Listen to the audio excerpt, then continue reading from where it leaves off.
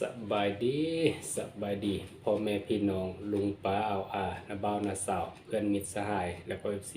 ทุกท่านเนาะ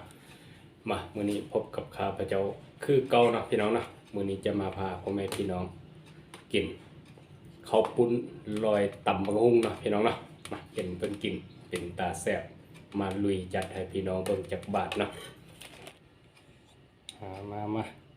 กินข้าวเช้าข้าวสวยสามัคคีนำกันพี่น้องมื้อนี้ได้เมนูเด็ดเมนูหมุนติ้วๆเพิ่นว่าเนาะ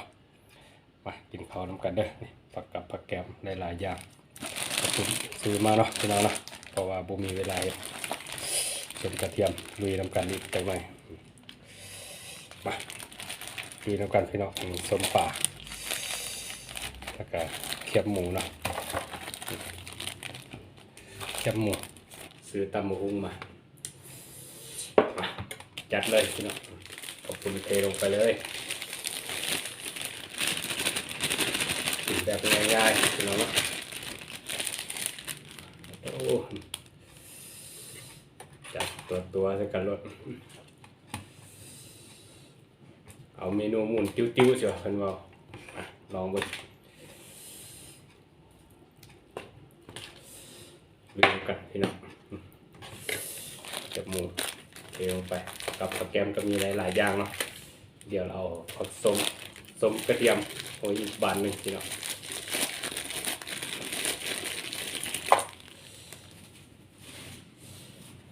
มาเด้อพี่น้องเด้อ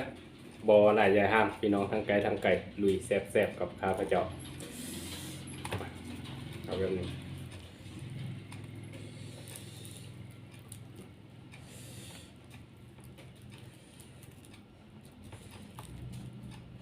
ลุยน้ำกัน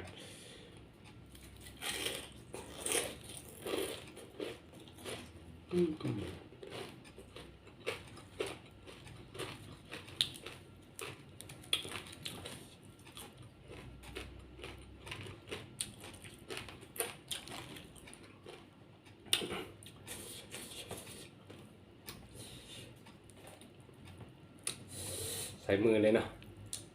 แซ่บดี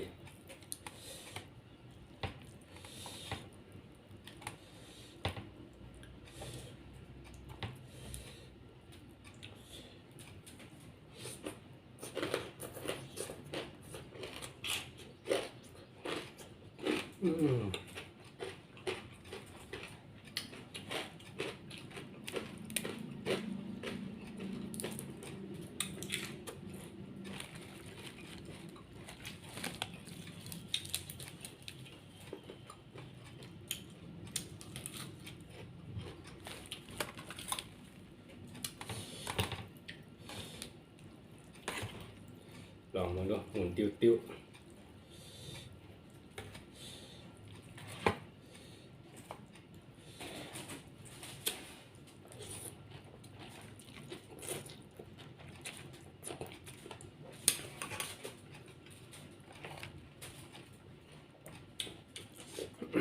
กระถิ่นบ้านเฮานะ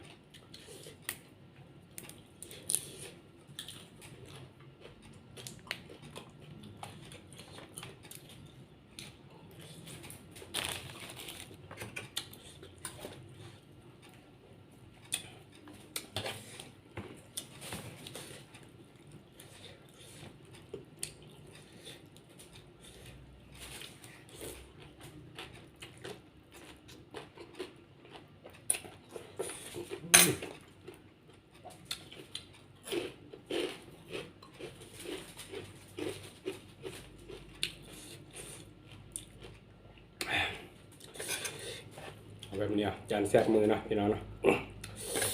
มาหมุนติ้ว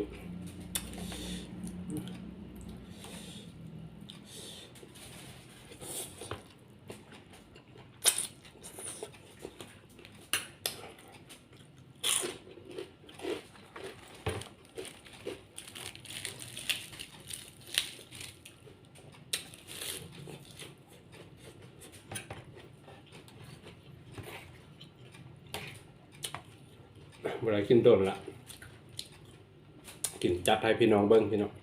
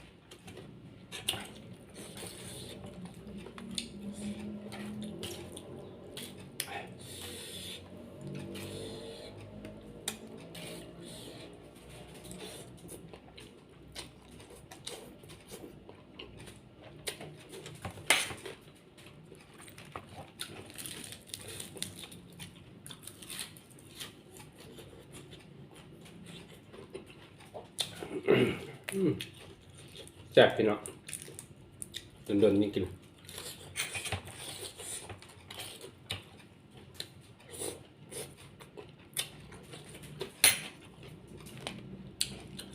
บ่ค่อยมีเวลาเนาะพอมีเวลามาถ่ายจัดให้พี่น้องเบิ่งจากบาทมา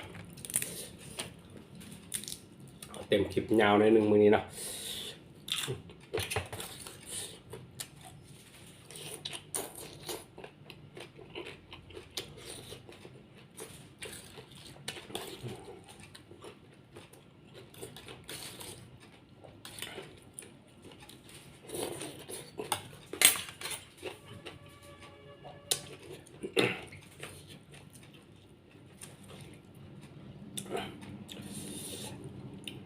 พอสำนี้ก็เนาะพี่น้องเนาะเดี๋ยวสิกินต่อพี่น้องเบิ่งมันสิยาวสิยืดกันว่าสิรำคาญกันเบิ่งเนาะผู้ใดเข้ามาเบิ่งมาชมแล้วก็ขอให้สุขภาพแข็งแรงความเจ็บอย่าสิได้คงใครจะมีโชคมันร่ำรวยทุกคนเด้อพี่น้องเด้อบายบายพบกันใหม่ในคลิปหน้าถ้าถูกใจก็กดไลค์กดแชร์กดติดตามช่อง YouTube Facebook เพจแล้วก็ Facebook สิงห์ทองไสยวงศ์เนาะพี่น้องเนาะสำหรับคลิปนี้พอสำนี้เนาะบายบายขอบใจ